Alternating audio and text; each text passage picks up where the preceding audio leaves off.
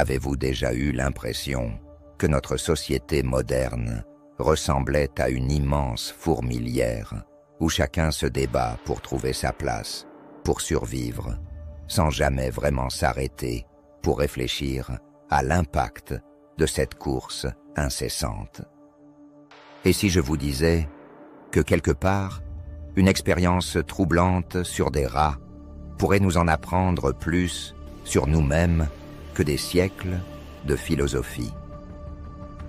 Aujourd'hui, je vais vous dévoiler une expérience menée il y a plus de 50 ans, qui pourrait bien remettre en question tout ce que vous pensiez savoir sur les dynamiques de nos sociétés modernes. Cette découverte pourrait littéralement changer votre vision du monde et peut-être même votre vie. Dans les années 60, un chercheur nommé John B. Calhoun s'est lancé dans une série d'expériences qui allait devenir l'une des études les plus fascinantes, mais aussi les plus inquiétantes de l'histoire de la sociologie. L'objectif de Calhoun était simple: observer ce qui se passe lorsqu'une population, en l'occurrence des rats, est placée dans un environnement où les ressources sont abondantes et où les conditions de vie sont idéales.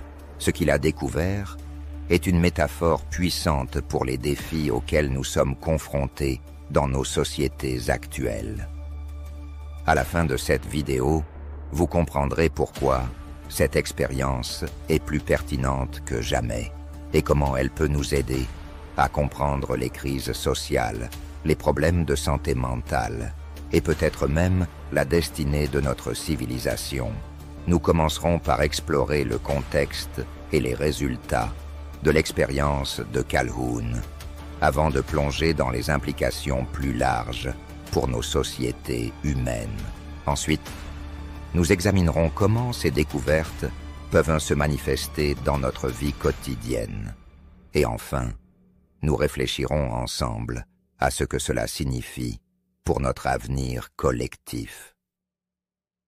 En 1968, John B. Calhoun a créé ce qu'il appelait l'univers 25, un véritable paradis pour les rats, un immense enclos où les rongeurs avaient accès à de la nourriture et de l'eau en abondance, des espaces pour se reproduire et une protection totale contre les prédateurs. Au départ, tout se passait comme prévu.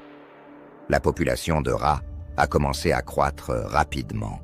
Cependant, à mesure que l'espace devenait de plus en plus peuplé, des comportements étranges ont commencé à émerger. Les rats, normalement sociaux et organisés, ont commencé à se désintéresser de la reproduction. Certains devenaient extrêmement violents, tandis que d'autres se retiraient complètement, ne faisant plus rien d'autre que de manger et de se toiletter, dans un état de léthargie totale. Cette phase de déclin s'est accélérée jusqu'à ce que la colonie entière finisse par s'éteindre. En seulement 600 jours, le paradis s'était transformé en enfer, aboutissant à la disparition totale des rats. Vous vous demandez sûrement ce que tout cela signifie pour nous, humains. Après tout, nous ne sommes pas des rats, n'est-ce pas? Mais les conclusions que Calhoun a tirées de cette expérience sont profondément troublantes. Il a qualifié ce phénomène de « comportement de mort », une situation où la société, même avec toutes les ressources nécessaires pour prospérer, s'effondre en raison de la surpopulation et du stress social. Prenons un moment pour réfléchir à nos villes modernes.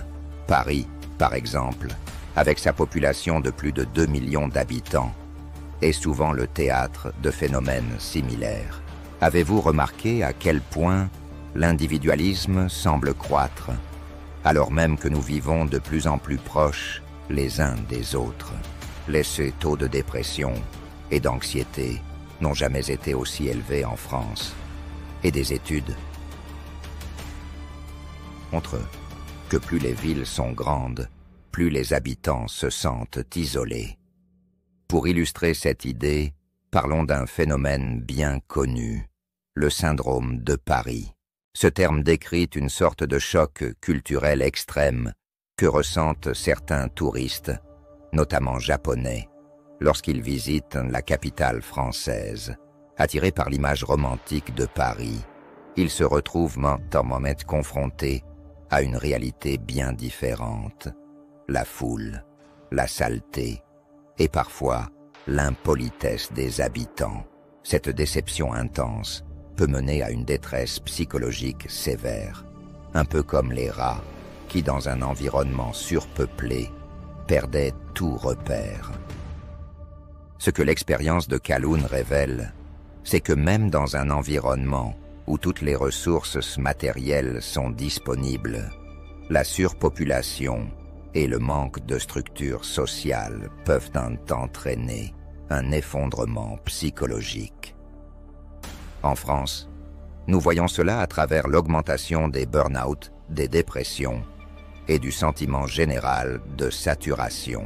Les gens se retrouvent coincés dans une routine, sans but réel, menant à une forme de mort mentale, où la créativité et la joie de vivre sont étouffées. En observant notre monde, nous voyons aussi une augmentation de la violence, souvent inexplicable, dans des lieux où la sécurité matérielle est pourtant assurée. Aux États-Unis, par exemple, des fusillades de masse se produisent dans des quartiers qui ne manquent de rien, tout comme les rats agressifs de l'univers 25. La montée des violences urbaines en France peut aussi être vue sous cet angle, où le stress social, accumulé dans des environnements denses et pressurisés, pousse certains individus à des actes désespérés. Alors, qu'est-ce que cela signifie pour nous? Sommes-nous condamnés à reproduire le destin des rats de Kowloon? Heureusement, l'histoire n'est pas aussi simple. Ce que l'expérience nous montre surtout, c'est l'importance des interactions sociales de qualité, de la diversité des activités et de la construction de liens significatifs. Des études récentes en psychologie montrent que la clé pour combattre l'épuisement social réside dans l'établissement de relations humaines authentiques et le retour à une vie communautaire plus équilibrée. Des initiatives telles que les cafés associatifs ou les jardins partagés qui fleurissent un peu partout en France sont autant de moyens de recréer du lien et de contrer cette spirale de désintégration sociale. Ils rappellent l'importance de la communauté et de l'entraide, des éléments essentiels qui ont fait défaut dans l'univers 25. Pour récapituler, l'expérience de Kowloon nous met en garde contre les dangers d'une société où la surpopulation et l'isolement social deviennent la norme, malgré l'abondance matérielle. Si nous ne faisons rien pour inverser cette tendance, nous risquons de voir nos sociétés suivre le même chemin que les rats de l'univers 25. Mais il est encore temps d'agir. En recréant du lien, en valorisant l'humain et en réinventant nos modes de vie, nous pouvons changer cette trajectoire. Alors, que choisirez-vous de faire? Allez-vous continuer à vivre dans cette routine insensée? Ou allez-vous chercher à créer du sens, du lien, et à sortir de cet univers 25 qui pourrait bien être notre avenir si nous n'y prenons garde? Merci d'avoir regardé cette vidéo jusqu'au bout. N'oubliez pas de laisser un like et de vous abonner pour soutenir notre travail. Cela nous aide énormément. Et surtout, partagez vos réflexions et en commentaire.